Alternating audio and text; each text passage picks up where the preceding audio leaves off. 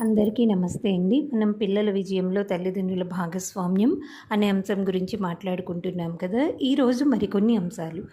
మార్కులు, ర్యాంకులపై ఎక్కువగా దృష్టి పెట్టకండి. సబ్జెక్టుపై ఏ స్థాయిలో మీ పిల్లలు అవగాహన పెంచుకుంటున్నారనేది చూడండి. రోజు రోజుకు వారిలో సబ్జెక్టు పరిజ్ఞానం పెరగాలి.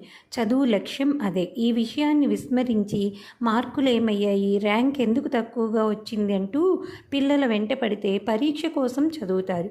మార్కులు, ర్యాంకులు రావచ్చు, సబ్జెక్టు వస్తుందన్న గ్యారంటీ లేదు. మీకు కావాల్సింది మార్కులా లేక సబ్జెక్టా అనేది మీరు బాగా ఆలోచించుకోండి.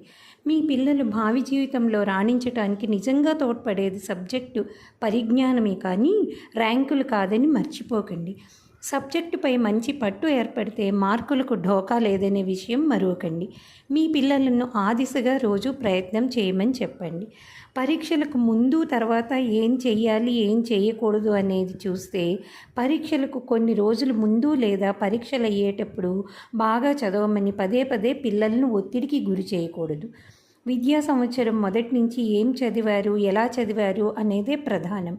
తల్లిదండ్రులు దీనిపైనే ప్రధానంగా దృష్టి పెట్టాలి. పరీక్షల సమయంలో పిల్లల్ని తమ స్వంత ప్రణాళిక ప్రకారం చదువుకొనివ్వాలి.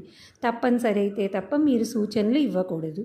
పరీక్షల సమయంలో తల్లిదండ్రుల ప్రవర్తన ఎలా ఉండాలి అనేది చూస్తే పిల్లలు నిర్ణీత సమయానికన్నా 15 నిమిషాల ముందే పరీక్షా కేంద్రానికి చేరుకునేలాగా ఏర్పాటు చేయాలి.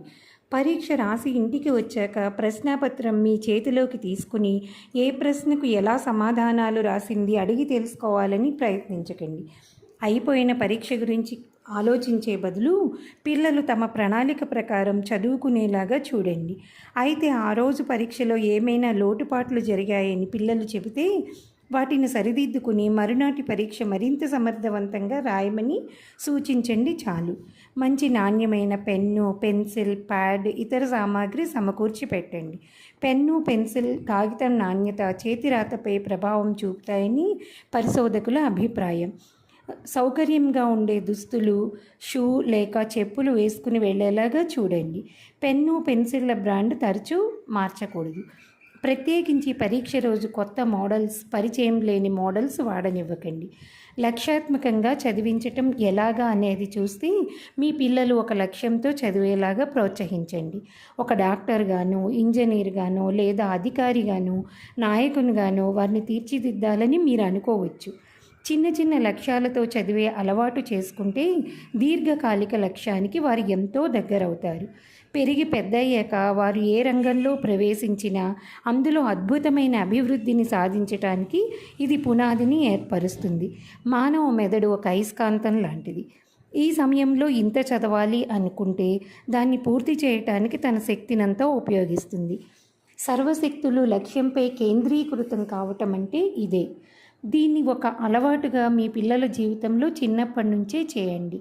మీ పిల్లలు తాము రోజంతా వివిధ స్టడీ సెషన్స్కి సమర్థవంతంగా పూర్తి చేసినందుకు ఆ రాత్రి భోజన సమయంలో వారిని అభినందించాలి.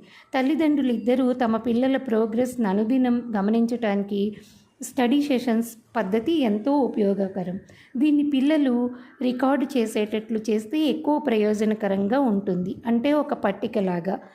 అంటే స్టడీ సెషన్, సమయం, విషయం, రిమార్క్స్ ఇలా ఒక పట్టిక రూపంలో చిన్న నోట్ ప్యాడ్ లేదా నోట్బుక్లో రాస్తే పిల్లలకు మార్గదర్శకంగా ఉంటుంది.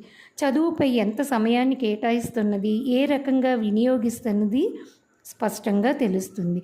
టీవీ చూడటం, మిత్రులతో కబుర్లు చెప్పడం వంటి కార్యక్రమాల్లో సమయాన్ని వృధా చేసే అలవాటున్న పిల్లలు సైతం ఒక నెల రోజుల్లోనే తమకు తాముగా గుర్తించగలుగుతారు. తమ లోపాన్ని సరిదిద్దుకుంటారు. సమయాన్ని సద్వినియోగం చేసుకోవటంపై వారికి ఎలాంటి పాఠాలు ఇక అవసరం ఉండదు. మరికొన్ని విషయాలు రేపటి భాగంలో చర్చించుకుందాం.